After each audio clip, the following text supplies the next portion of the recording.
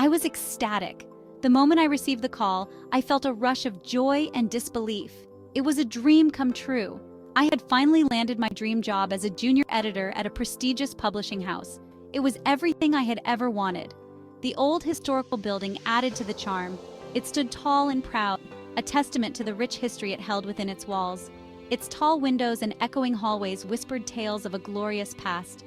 Every corner seemed to have a story to tell, and I was eager to listen. I couldn't wait to lose myself in the world of books and manuscripts. The smell of old paper and ink was intoxicating. I felt like I belonged. This was my calling. The sense of purpose and fulfillment was overwhelming. The first few weeks flew by. Jenna was immersed in her work, learning new things every day. Jenna was quickly learning the ropes and making new friends. Her colleagues were warm and welcoming, making her transition smooth. However, she started noticing something strange. There was an air of mystery that hung over the office. Her colleagues avoided a particular area, the basement.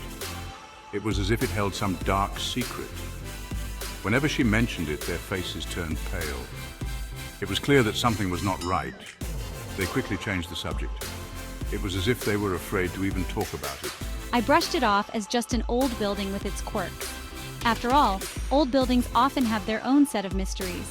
I was too caught up in the excitement of my new job. There was so much to learn and experience. But deep down, a seed of curiosity was sown.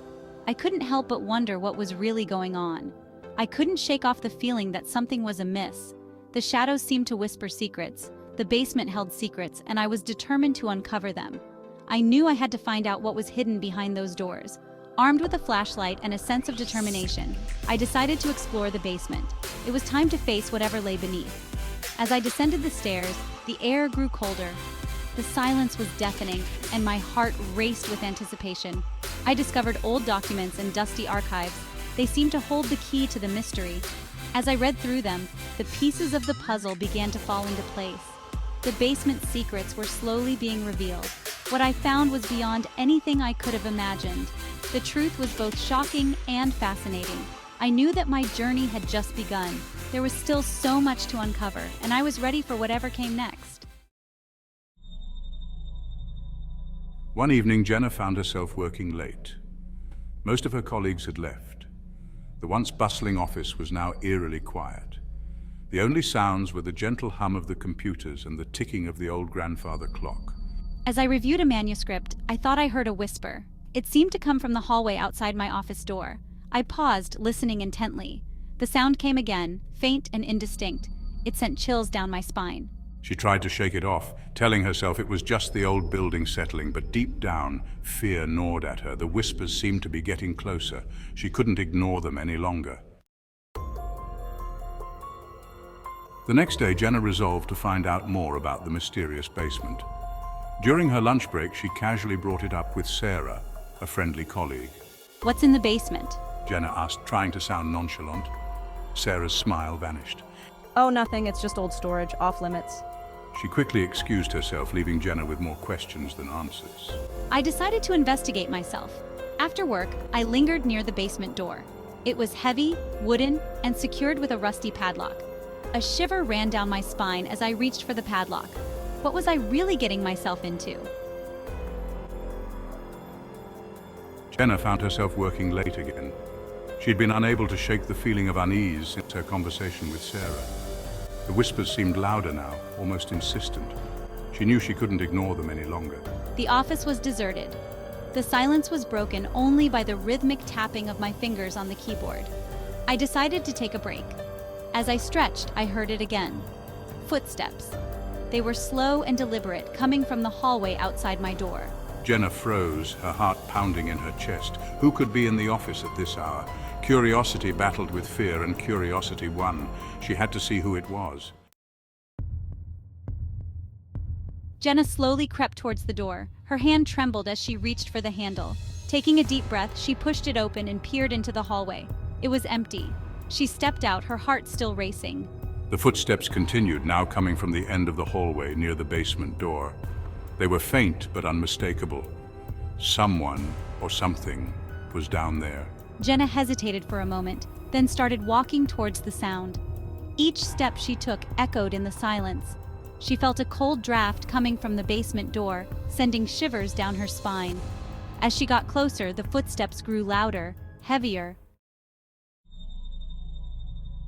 Jenna reached the basement door. It was slightly ajar, creaking softly as it swayed in the draft. The air was thick with an unsettling chill, making her shiver involuntarily. A low, mournful moan seemed to emanate from the darkness beyond, sending a wave of terror washing over her. The sound was almost otherworldly, echoing off the walls and filling the space with an eerie resonance. Summoning all her courage, she pushed the door open a little wider and peered inside. Her heart pounded in her chest, each beat louder than the last, as if warning her to turn back. The basement was shrouded in darkness, the only light coming from a single flickering bulb at the bottom of the stairs. The dim light cast long, dancing shadows that seemed to move with a life of their own. As her eyes adjusted to the gloom, she saw it, a shadowy figure standing at the foot of the stairs. It was barely visible, a dark silhouette against the faint light, but its presence was unmistakable.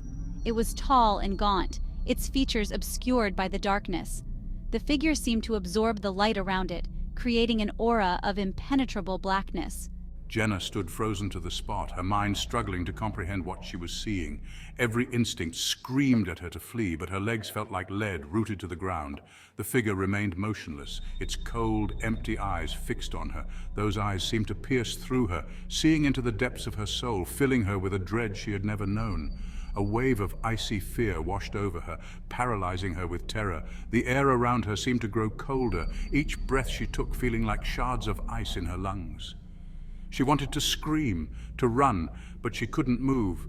She was trapped, ensnared by the gaze of the shadowy figure, unable to break free from its terrifying hold. Suddenly the figure spoke. Its voice was a low, raspy whisper, as if from beyond the grave. "You should not be here," it hissed. "This place is mine." Jenna found her voice. "Who are you?" she stammered, her voice trembling. The figure glided closer, its form becoming clearer in the dim light. It was the ghost of a man dressed in old-fashioned clothes. His face was pale and gaunt, his eyes burning with a cold, ghostly light. "I am Edgar Blackwood," the ghost whispered. "And this was once my office." He went on to explain that he had been a writer, unjustly fired from the publishing house many years ago. He had died in the basement, his spirit forever bound to the building. Jenna couldn't believe what she was hearing. She was talking to a ghost. Fear warred with curiosity. She wanted to run, but she also wanted to know more about Edgar and his story. The next day, Jenna tried to focus on her work, but Edgar's words kept echoing in her mind. She couldn't shake the feeling that she was being watched. Strange things started happening around the office. Files disappeared from her desk, only to reappear in odd places. The lights flickered erratically. The whispers seemed louder, closer. Jenna confided in Sarah, telling her about her encounter with Edgar. "Oh, Jenna," she sighed. "I should have warned you. Edgar's been haunting this place for years." Days turned into nights, and the strange occurrences continued. One evening, as Jenna was leaving the office, she felt a cold hand on her shoulder. She gasped and spun around, her heart pounding in her chest. The hallway was empty, but she could still feel the icy touch, lingering on her skin. Shaking with fear, Jenna ran out of the office and into the night. She couldn't stay there any longer. The office was haunted, and Edgar was becoming bolder. She had to get away. The next morning, Jenna didn't go to work. She couldn't bring herself to face the office or Edgar again. She knew she had to quit. Her dream job had become a nightmare. Jenna called her boss and resigned, citing personal reasons. Her voice trembled slightly as she spoke, but she managed to keep her composure. She knew this was the only way to escape the nightmare that had been haunting her for months. She couldn't bring herself to tell him the truth. Who would believe her? The strange noises, the cold drafts, the feeling of being watched. It all sounded too surreal. She feared they would think she was losing her mind. Packing her belongings, she said goodbye to her colleagues, avoiding any mention of Edgar or the strange occurrences. Her colleagues noticed her distant demeanor, but didn't press her for details. They had their own suspicions about the building's eerie atmosphere. As she walked out of the office for the last time, Jenna glanced back at the old building. It had once been a place of ambition and dreams, but now it stood as a monument to her fears and anxieties. The setting sun cast long shadows across its facade, giving it an eerie, almost sinister appearance. The building seemed to loom over her as if it were alive and aware of her departure.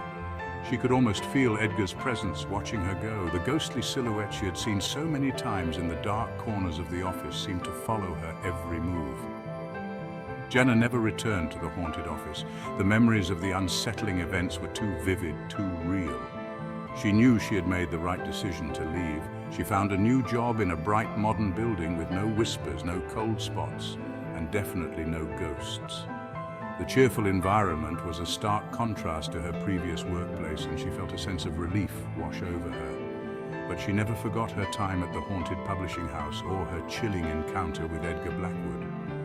The experience had left an indelible mark on her psyche, a constant reminder of the unknown. It was an experience that would stay with her forever. Even in her new, safe environment, the memories would occasionally resurface, reminding her of the thin veil between the ordinary and the supernatural.